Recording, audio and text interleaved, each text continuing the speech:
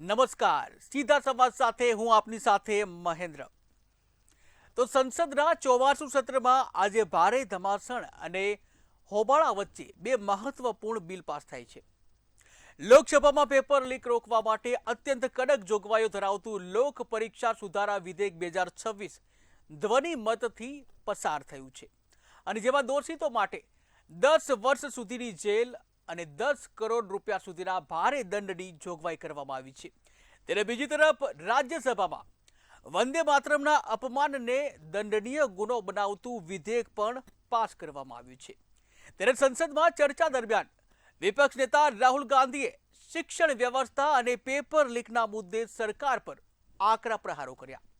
રાહુલ ગાંધીના નિવેદનો અને અસંસદનીય શબ્દોને લઈને સત્તા પક્ષે ભારે વિરોધ નોંધાવ્યો હતો અને જેના લીધે ગૃહોની કાર્યવાહી વારંવાર સ્થગિત કરવી પડી હતી. ત્યારે સરકારે સ્પષ્ટ કર્યું છે કે આ નવો કાયદો દેશના કરોડો વિદ્યાર્થીઓ અને યુવાનોના ભવિષ્યને સુરક્ષિત બનાવશે. ત્યારે આજે સંસદમાં રાહુલ ગાંધીએ શું કહ્યું તે સાંભળીએ. Speaker sir, why is the Home Minister not here today?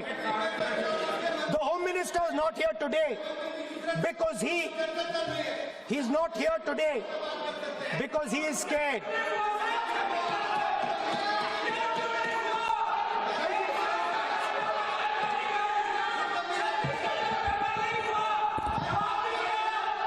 He is the Home Minister, sir.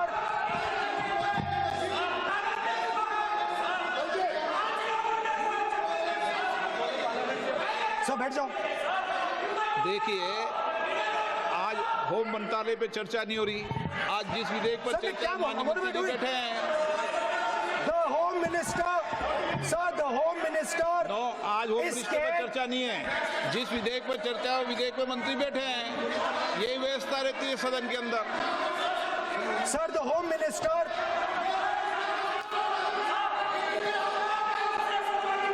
Sir, the Home Minister authorized the shooting of our students, sir. He put pellets into the blood of our students. He ordered the students of India to be shot. क्या बोल Sir,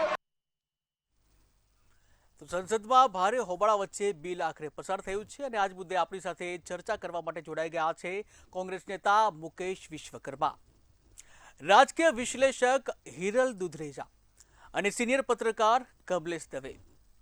સૌથી પહેલા જે હિરલબેન આપના પાસે આવીશ કે જે રીતે ગૃહમાં રાહુલ ગાંધીએ ગૃહમંત્રી પર ફાયરિંગના આદેશનો જે ગંભીર આરોપ લગાવ્યો છે, તો આના પાછળ કયો રાજકીય હેતુ હોઈ શકે? જે મારા મત પ્રમાણે અત્યારે આપણે એવી પરિસ્થિતિમાંથી પસાર થઈ રહ્યા છે ને ત્યાં રાજકીય પરિપક્વતા બહુ જરૂરી છે. હું કોઈ પક્ષ તરફથી નથી. અગર હું નાગરિક તરીકે એક વાત કરું ને તો આજે લોકસભા અને સાંસદ એક એવું મંચ છે ને કે જ્યાં માત્ર ને માત્ર લોકોની વાત થવી જોઈએ. આરોપો પ્રત્યારોપો એક પાર્ટી બીજી પાર્ટી આ બહાર થઈ શકે એમ છે, એની માટે લોકસભા એ સાચો મંચ નથી, સાંસદ એ સાચો મંચ નથી. ત્યાં માત્ર ને માત્ર લોકો માટેની વાત થવી જોઈએ એવું મારું માનવું છે. નેતા પક્ષ કે નેતા પ્રતિપક્ષ કોઈ પણ વ્યક્તિ જો કોઈ પણ નેતા જો લોકો માટે વાત નથી કરી રહ્યા, એમના માટે વાત નથી કરી રહ્યા, ખાલી આરોપો લગાવી રહ્યા છે, તો કદાચ આ વસ્તુ ખોટી છે મારા મત પ્રમાણે. બિલકુલ. કમલેશભાઈ આપના પાસે આવીશ કે જે પેલેટ ગનનો જે ઉપયોગ અને મેડિકલ રિપોર્ટ હોવાનો જે રાહુલ ગાંધીએ જે દાવો કર્યો છે, ત્યારે ભાજપે આ બાબતનો ઇનકાર કર્યો છે. પત્રકાર તરીકે તથ્યની નજરે જોતા શું લાગે છે? જી મહેન્દ્રભાઈ, તથ્ય તો જ્યારે તપાસ થશે અને એમ્સના રિપોર્ટ્સ એમની પાસે માંગવામાં આવશે ત્યારે જ બહાર આવશે. પણ વિરોધ કરવા માટેનો એક રૂલ હોય છે.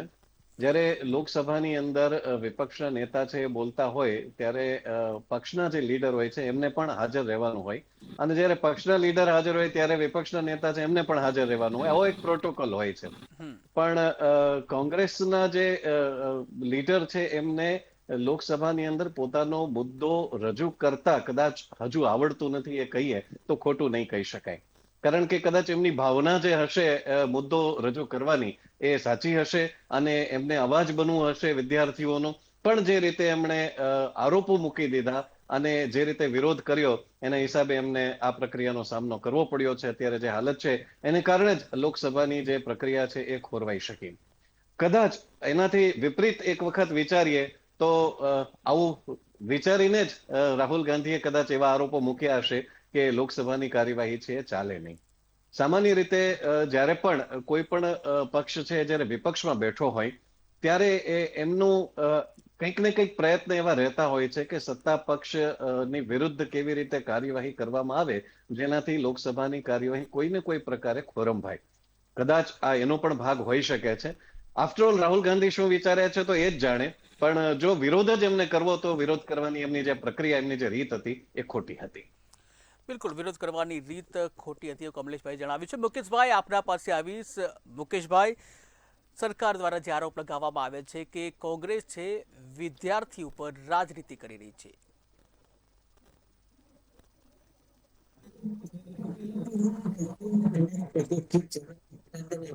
તમે આ વિદ્યાર્થીઓ સ્ટુડન્ટોના જે મુદ્દા ઉપર જે ઉજાગર કરવાનો પ્રયત્ન કર્યો છે એટલે તમને તમારી ચેનલના અભિનંદન. હવે વાત એવી છે કે સૌથી પહેલા તો રાહુલજી લોકસભામાં પ્રધાનમંત્રીના સમકક્ષ નેતા છે, પ્રતિપક્ષ નેતા છે. એ આપણે પેનલમાં બેઠેલા બધાએ બોલવું ના જોઈએ. બીજી વાત છે એમને કઈ રીતે બોલવું, કેવી રીતે બોલવું, ક્યાં બોલવું એ એમની પોતાની સમજ છે અને પાર્ટીનો નિર્ણય છે. એમાં કોઈ સલાહ ન આપી શકે. ઠીક છે, ચર્ચા કરી શકે, ધેટ ઇઝ ડિફરન્ટ થિંગ. બીજી વાત હવે એવી છે કે રાહુલજી જે બોલ્યા છે કે ચર્ચા કરવી છે, એ રાહુલજી સંસદમાં પણ બોલ્યા છે ને સંસદની બહાર પણ બોલ્યા છે. રાહુલજીએ ચોખ્ખું કહ્યું છે કે જે વિદ્યાર્થીઓ, સ્ટુડન્ટો છેલ્લા 20 થી વધારે દિવસથી આંદોલન કરી રહ્યા છે તો એ સાચું કરી રહ્યા છે એવું સાબિત થયું છે. કારણ એટલા માટે કે તમે સમજો કે આજે 20 થી વધારે દિવસથી આપણા દેશની વિદ્યાર્થીનીઓ, વિદ્યાર્થીઓ, એમના વાલીઓ, આ દરેક લોકો આ આંદોલનમાં જોડાયા અને સરકારને એવું લાગ્યું કે અમારી ધરતી ક્યાંક ખસે છે અને આખા દેશના મીડિયાએ જોયું. ઠીક છે, જે મીડિયા સરકાર સાથે છે અને સરકાર નું જ બોલે છે એ લોકોને કે એ પત્રકારોને આપણે વાત નથી કરતા, પણ જ્યારે સ્ટુડન્ટની વાત આવે છે, વિદ્યાર્થીઓની, ત્યારે હું એવું માનું છું કે બંધારણ અને લોકશાહી પ્રમાણે પ્રતિપક્ષ નેતા રાહુલજી અને વિરોધ પક્ષને વિદ્યાર્થીનીઓ અને વિદ્યાર્થીઓ માટે અને દેશના નાગરિકો માટે બોલવાનો પૂરેપૂરો અધિકાર છે, બંધારણીય હક છે. એટલે એની અંદર શું બોલવું એ એમની જ વાત છે ને એમને એમની ગરિમા ખૂબ સારી રીતે ખબર છે અને પરિપક્વ નેતા છે. ત્યારે જ આ લેવલે પહોંચ્યા છે. મારી તમારી જગ્યાએ નથી બેઠા. બીજી વાત, હવે 20 દિવસથી વધારે જ્યારે આ આંદોલન ચાલે છે, દેશની દીકરીઓને પોલીસ અમાનુષી અત્યાચાર ગુજારે છે. તમે ને મેં કેટલી મીડિયા ચેનલોમાં, યુટ્યુબ ચેનલોમાં અને કેટલીક જગ્યાએ જોયું છે. ત્યાં સુધી દેશની સરકાર અને શિક્ષણ મંત્રીથી માંડીને દરેક મંત્રીઓ તમાકુ જોતા રહ્યા. આ દેશના ભવિષ્ય જેને કહેવાય, વિદ્યાર્થીઓ, સ્ટુડન્ટો, એના ઉપર બારબરતા જેને કહેવાય, લાકડીઓની અંદર ખીલીઓ રાખી અને જે દીકરીઓએ બતાવ્યું માઉસના લોચા નીકળી જાય શરીરમાંથી એ રીતે અત્યાચાર કરાયો. ત્યારે મને એમ થાય છે કે પત્રકારો ક્યાં હતા અને ક્યાં હતા એ નાગરિકો કે જેને દેશના યુવા માટે શબ્દ બોલવાનો પ્રયત્ન ના કર્યો. બિલકુલ, પણ મુકેશભાઈ, આજે સમગ્ર 36 દિવસ જે આંદોલન ચાલ્યું, મુકેશભાઈ, આ 36 દિવસમાં કોંગ્રેસ પણ ક્યાંય નથી દેખાઈ. અન્ય પક્ષો તો દેખાયા હતા, કોંગ્રેસ પણ નથી દેખાઈ. જો તમે બહુ ખૂબ સારો સવાલ કર્યો છે, એનો હું જવાબ આપીશ. કોંગ્રેસ પક્ષ એવું સમજે છે કે વિરોધ કરવો એ જ અગત્યની વસ્તુ નથી. કયા મુદ્દે, કયા સમયે, કેવી રીતે વિરોધ કરવો એ અમારી ફરજનો ભાગ છે ને અમે કર્યો છે. એટલા માટે આ સરકાર કોઈ પણ આંદોલન હોય, તમે કિસાન આંદોલને જોયું છે, 7 મહિના સુધી ચાલ્યું. 700 ખેડૂતોના મોત પછી એ કાળા કાયદા પાછા લેવાનું નક્કી કર્યું. આ એ સરકાર છે. બિલકુલ, પણ ગ્રાઉન્ડ ઉપર કોંગ્રેસ ક્યાંય દેખાઈ નથી. ગ્રાઉન્ડ ઉપર જે મારી- જેનજી આ સાથે મારો- ગ્રાઉન્ડ હું ઉપર એક- ક્યાંય નથી દેખાયું.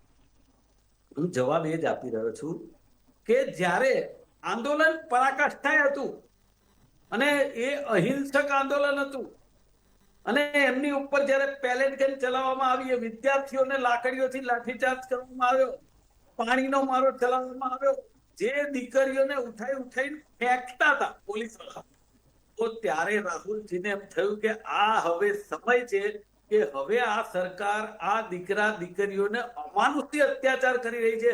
ત્યારે રાહુલજી અને કોંગ્રેસ પક્ષે આખા દેશમાં વિરોધ કર્યો છે. અને શેના માટે? કે આ દેશના ભવિષ્ય ઉપર તમે પેલેટ ગન ચલાવવાનો આદેશ આપો. શેના માટે? આ પરમિશન કોણે આપી? આ પોલીસને આવો અત્યાચાર કરવાની મંજૂરી કોણે આપી? આ દેશના ગૃહમંત્રી એનો જવાબ આપવો જોઈએ. આ વાત રાહુલજીએ કરી છે અને એમને કહ્યું છે શું કે તમે નથી આપી. ચાલો બરાબર છે કે ભાઈ આપણા દેશના ગૃહમંત્રીએ આ મંજૂરી નથી આપી. એમણે સંસદમાં આવીને કહેવું જોઈએ ચોખવટ સાથે કે ભાઈ આ મંજૂરી કોઈ ગૃહમંત્રી દ્વારા આપવામાં આવી નથી. તો પછી આ મંજૂરી કોણે આપી? કેવી રીતે આ બારબરતા કરવામાં આવી? કોઈ પોલીસે એની મનમાની કરી, કોઈ કમિશનરે કરી, કોઈ અધિકારીએ કરી? એની નિષ્પક્ષ તપાસ કરવી જોઈએ. બિલકુલ અને એવા અધિકારીઓ મુકેશભાઈ તપાસ તો પછી, પરંતુ સસ્પેન્ડ કરવા જોઈએ તાત્કાલિક. જી મુકેશભાઈ, સત્તા પક્ષે તો એક પણ ગોળી નથી ચાલી એવું આજે આ ગોળી ચાલી બાબતનું ખંડન કર્યું છે. આ સાથે દિલ્હી પોલીસે પણ જે નિવેદન આપ્યું એમાં પણ કોઈ પણ ગોળી નથી ચાલી એવું કહેવામાં આવ્યું છે. સાહેબ, આ કેવી વાત છે કે આ ઊંધા ચશ્મા તમે ને હું પહેરીને જોઈએ તો બરાબર છે, બાકી તો આપણે કેટલી મીડિયા ચેનલોમાં, કેટલી રીલેમાં જોયું છે કે પેલેટ ગન ચલાઈ ગઈ છે અને કેટલાય દીકરા દીકરીઓને લોહી લુહાણ કરી નાખ્યા છે. તો શું એ આ તે ખોટું હતું? એ આર્ટિફિશિયલ હતું? એ બધું એવું કહેવા માંગુ છો? એવું નથી. એ સરકાર કહી રહી છે, કારણ કે સરકાર એમનો બચાવ કરી રહી છે.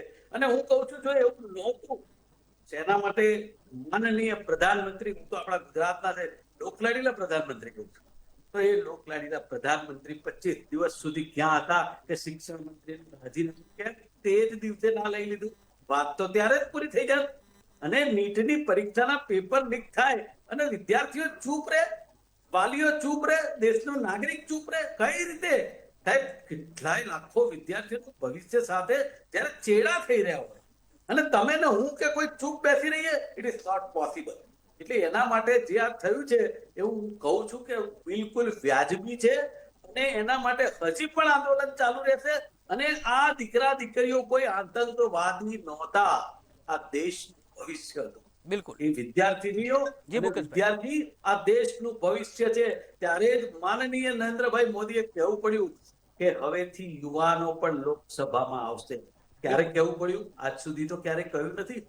જી મુકેશભાઈ, હવે કાયદો બને છે. જી ફરી આપના પાસે કાયદો મુકેશભાઈ. બને છે, કાયદો છે, પણ કાયદાનું ઇમ્પ્લિમેન્ટ કેટલું એ અગત્યની વસ્તુ છે સાહેબ. બિલકુલ ન્યાયાલય જ્યારે ન્યાય કરે છે ને, જી મુકેશભાઈ, પોલીસની ને તપાસ એજન્સીની ચાર્જશીટ ઉપર એ ન્યાય કરે છે.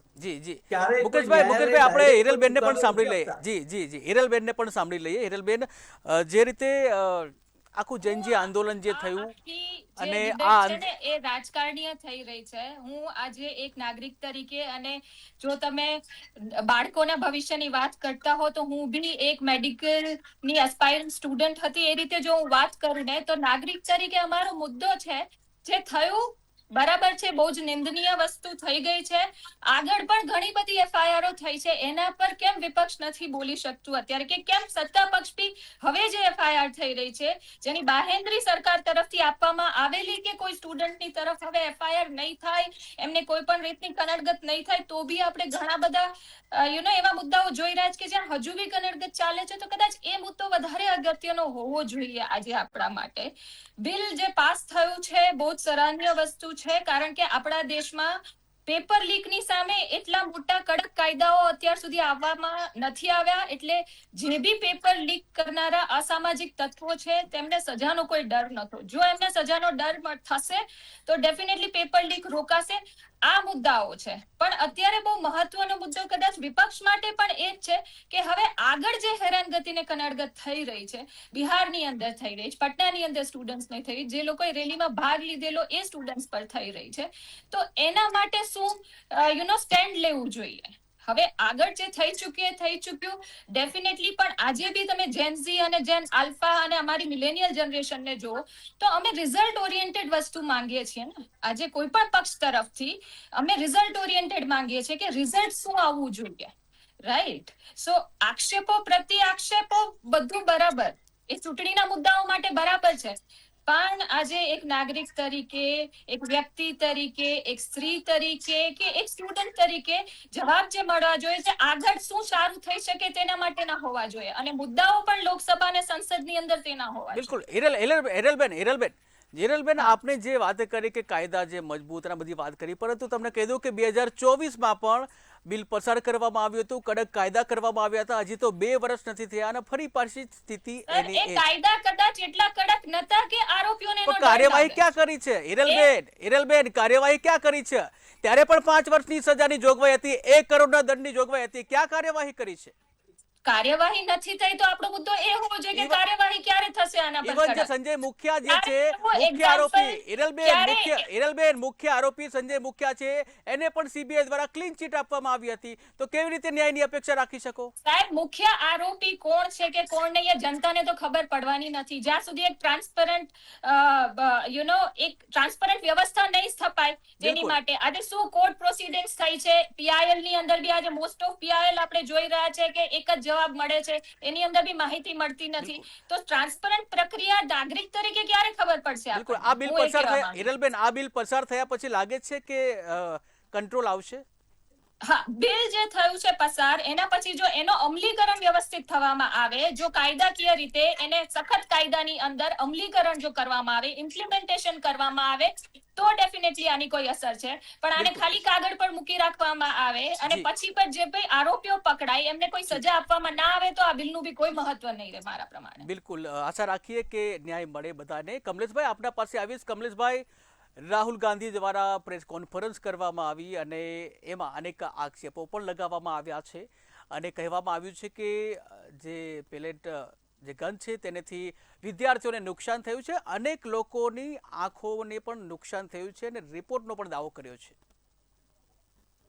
જી મહેન્દ્રભાઈ, રાહુલ ગાંધીજીએ પ્રેસ કોન્ફરન્સ કરી અને જે વાતો મૂકવાની હતી મીડિયા સમક્ષ ને લોકો સમક્ષ, એ ખૂબ સરસ રીતે મૂકી. જે રીતે પ્રેસ કોન્ફરન્સમાં એમણે વાતો મૂકી, બસ એ જ રીતે લોકસભામાં પણ એ વાત મૂકી શકતા હતા. બિલકુલ. હમણાં આપણા પેનલિસ્ટ મુકેશભાઈ છે, એમણે કહ્યું કે કમલેશભાઈ, રાહુલ ગાંધી એવું કહે છે કે તેઓને સંસદમાં બોલવા નથી દેવામાં આવતા. હું મારી વાત બસ એ જ કોન્ટેક્સ્ટમાં આગળ લઈ જાઉં છું. બિલકુલ. હમણાં આપણા જે પેનલિસ્ટ છે મુકેશભાઈ, એમણે કહ્યું કે રાહુલ ગાંધી છે પરિપક્વ નેતા છે.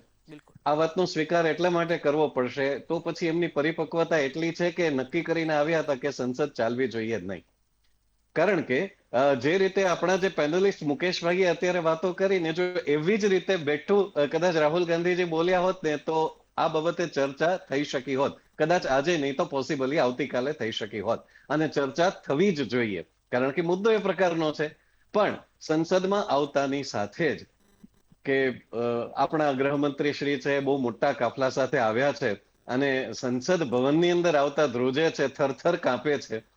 આવા જે સ્ટેટમેન્ટ્સ આપવા કે જે આઈધર રાહુલ ગાંધીજી નક્કી કરીને આવ્યા હતા કે આપણે સંસદ ચાલવા નથી દેવી એટલા માટે આવા આરોપો મૂકીએ, તો પછી સામેથી હોબાળો થવાનો છે અને સંસદ ચાલશે નહીં. જો આ એમની પરિપક્વતા કહેવાતી હોય તો 100% એ પ્રમાણે એ પૂરી રીતે પરિપક્વ છે. એક ગૃહમંત્રીની સામે જ્યારે સ્ટેટમેન્ટ આપવામાં આવે મહેન્દ્રભાઈ, અને એક પણ લોકસભાની અંદર આપવામાં આવે, કોઈ પણ આરોપો સિદ્ધ થયા વગર આપી દેવામાં આવે, તો એ લોકશાહીથી વિરુદ્ધ છે.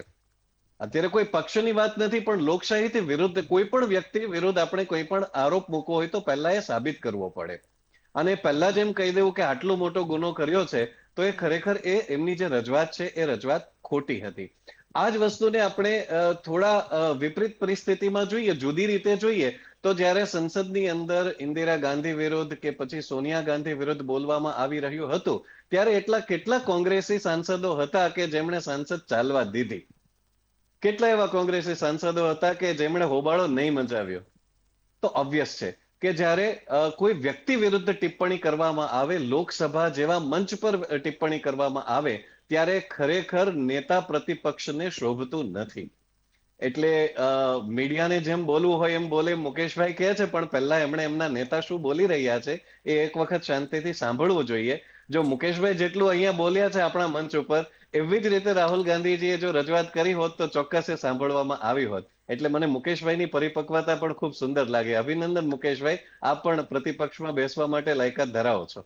બિલકુલ. અને કમલેશભાઈ, મારે એ પણ પૂછવું છે કે જે સમગ્ર જનજીનું જે આંદોલન આખું ચાલ્યું એમાં જી. કોંગ્રેસ છે ક્યાંય દેખાઈ નથી, અને ત્યારબાદ જે વિરોધ કરવામાં આવે છે અને જે અત્યારે સંસદમાં જે ઘણું બધું બોલવામાં આવે છે જનજીને લઈને સમર્થનમાં, ત્યારે શું આ વિદ્યાર્થી પ્રત્યે માત્ર સિમ્પેથી બતાવવાનો એક માર્ગ છે? મહેન્દ્રભાઈ, જ્યારે કોઈ પણ પોલિટિકલ પાર્ટી હોય છે ને એ ક્યારે કૂદવું, કોઈ આંદોલન થતું હોય તો એમાં ક્યારે કૂદી પડવું, એને ક્યારે મુદ્દો બનાવવો, એના માટે વેઇટ એન્ડ વોચની પોલિસી ધરાવતી હોય છે. જો સીધા કૂદી પડે છે અને ક્યાંક દાવ અવળો પડે છે તો મુશ્કેલીમાં મુકાઈ જાય. એટલે એમણે વેઇટ એન્ડ વોચની પોલિસી અપનાવી અને શાંતિથી રાહ જોઈ કે આ આંદોલન ક્યાં સુધી જાય છે. જ્યારે એમને લાગ્યું કે હવે આંદોલન બરાબર રીતે પોઝિટિવ દિશામાં જઈ રહ્યો છે, એમના માટે વાતાવરણ બની રહ્યું છે, ત્યારે બધી જ પોલિટિકલ પાર્ટીઝ છે એમને ટેકો આપવા માટે પહોંચી ગઈ. બિલકુલ. એટલે વેઇટ એન્ડ વોચની પોલિસી હતી. અને ઇવન જે સત્તા પક્ષ છે એમણે પણ જોયું કે આ આંદોલન કઈ દિશામાં જઈ રહ્યું છે. જ્યારે એમને લાગ્યું કે હવે બસ આ પાણી છે માથાથી ઉપર જવાનું છે, ત્યારે ખુદ વડાપ્રધાન શ્રી આવ્યા અને એમણે આ ગાબડું પૂરવાની નોબત આવી. એટલે કોઈ પણ પોલિટિકલ પાર્ટી હોય એ વેઇટ એન્ડ વોચ જ કરતી હોય છે. એટલે લોકોની માટે તો આ લોકો ક્યારેય રસ્તા ઉપર આવતા જ નથી. આ એક બહુ મોટું કડવું સત્ય છે. બિલકુલ. મુકેશભાઈ, આપના પાસે આવીશ. વિદ્યાર્થીઓ માટે ઇડિયટ, અંધભક્ત જેવા શબ્દો કેટલા વ્યાજબી? ભાઈ ડિસિઝન તરીકે છે અને પોલિટિકલ એનાલિસિસ છે, પણ મને પોલિટિકલ એનાલિસિસ કરતા રાજકારણી વધારે લાગે છે એમના સ્ટેટમેન્ટ ઉપરથી. કે પહેલી તો ડિવાઇડ એન્ડ રૂલ્સ ની વાત કરી, મારા અને રાહુલજી વચ્ચે ભાગલા કરવા. તમે સમજો કે મુકેશભાઈ સારું બોલે છે રાહુલજી, અરે ભાઈ રાહુલજી બોલે છે, રાહુલજી જો ખોટું બોલ્યા છે તો સંસદમાં એ કાયદો છે એના ઉપર તમે લગાવી શકો છો. કારણ કે તમે કદાચ, કમલેશભાઈ કેટલી એજ છે મને નથી ખબર, પણ જ્યારે ઇન્દિરાજીની સરકાર હતી, યુપીએ સરકાર હતી મનમોહન સિંહજીની, ત્યારે સદન કેટલા દિવસ કેવી રીતે ચાલ્યા એ કદાચ આપણે જોયું હોત તો મને, કેમ કે તમે ત્યારે કઈ પોતાની પ્રતિક્રિયા નહીં આપી હોય કે આ લોકો આવું ન કરવું જોઈએ. આપણા ગુજરાતની અંદર પણ અશોક ભટ્ટ હતા જે અત્યારે સ્વર્ગસ્થ થશે, પણ એ 50 પૈસા તેલના વધી જાય ને તો એ આખું ખાડિયા અને રાયપુર બંધ કરાવી દેતા અને રોડ ઉપર ડબ્બા લઈને આવી જતા અને રોડ બંધ કરી દેવો. એ નથી થતું. હવે વાત કરીએ આપણે ફરીથી આ જે ખરેખર રાહુલજી વાળી વાત. મારી વાત એવી છે કે જે હું બોલ્યો છું ને એ જ રાહુલજી બોલ્યા છે. પણ જ્યારે આટલા બધા વિદ્યાર્થીઓનો પ્રશ્ન હોય અને પ્રતિપક્ષ નેતા રાહુલજી ઉપર એક વિશ્વાસ ક્રિએટ થયો હોય, ત્યારે એમની પાસે એગ્રેસિવ થવા સિવાય બીજો કોઈ રસ્તો નથી. એટલા માટે કે જ્યારે સંસદમાં બોલવા જતા હતા એક વાક્ય, એની સામે દરેક મંત્રીઓ ઉભા થઈ અને ખોટા જવાબો આપતા હતા. એમને બોલવા દેવામાં ન આવ્યા. એમણે ચોખ્ખું કહ્યું છે, મુझे संसद में बोलने से रोका गया. આ ચોખ્ખી વાત કરી છે. મુકેશભાઈ ટૂંકમાં બતાવીશું. મુકેશભાઈ, સમયનો અભાવ છે. મને બોલવા દેવામાં નથી આવતો, જેથી આ વાત હું કરી રહ્યો છું. બિલકુલ. મુકેશભાઈ, હિરલબેન અને કમલેશભાઈ અમારી સાથે જોડાયા. આપ તમામનો આભાર. તો સંસદમાં પસાર થયેલા આ નવા કડક કાયદાથી દેશના લાખો પરીક્ષાર્થીઓ છે તેઓને એક નવી આશા જાગી છે. જો કે માત્ર કાયદો બનાવવાથી જ પેપર લીક જેવી દૂષણ અટકશે નહીં, પરંતુ તેને યોગ્ય અને કડક અમલીકરણ સૌથી મહત્વપૂર્ણ રહેશે. રાજકીય હોબાળા વચ્ચે હવે જોવાનું એ રહેશે કે સરકાર આ કાયદાના માધ્યમથી પરીક્ષા સિસ્ટમની ખોવાયેલી એ વિશ્વસનીયતા કેટલી ઝડપથી પાછી મેળવી શકે છે અને વિદ્યાર્થીઓને ન્યાય અપાવી શકે છે. સીધા સંવાદમાં હાલ બસ આટલું જ. ફરી નવા ટોપિક સાથે મળીશું. મને રજા આપશો. નમસ્કાર.